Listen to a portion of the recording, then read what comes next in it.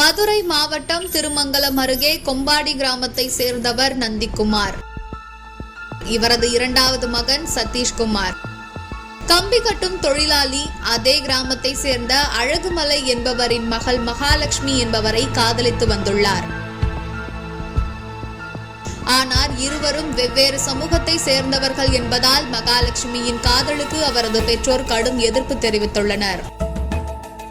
இந்நிலையில் கடந்த 3 ஆண்டுகளுக்கு முன் பெற்றோர் மகாலட்சுமிக்கு வேறு ஒருவருடன் திருமணம் செய்து வைத்துள்ளனர். ஆனால் திருமணமான ஒரே வாரத்தில் கணவருடன் ஏற்பட்ட தகராறு காரணமாக தனது தாய் வீட்டிற்கே மகாலட்சுமி வந்துவிட்டார். இதனை அடுத்து மகாலட்சுமி தனது முன்னாள் காதலனான சதீஷ்குமாருடன் செல்போனில் பேசத் தொடங்கினார். இதனை அறிந்த மகாலட்சுமியின் தம்பி பிரவீன்குமார் தனது அக்காவை கண்டித்துள்ளார். மேலும் அவரது காதலன் சதீஷ்குமாரையும் எச்சரித்துள்ளார். ஆனால் இதனை பெரிதாக எடுத்துக் கொள்ளாமல் பழகி வந்துள்ளனர். இதனால் ஆத்திரமடைந்த பிரவீன்குமார் இருவரையும் கொலை செய்ய முடிவு செய்தார்.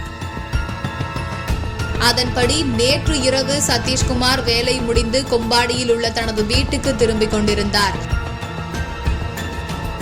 அப்போது அவரை வழிமறித்த பிரவீன்குமார் கண்களில் மிளகாய் பொடியை தூவி அரிவாளால் அவரது தலையை துண்டித்துள்ளார்.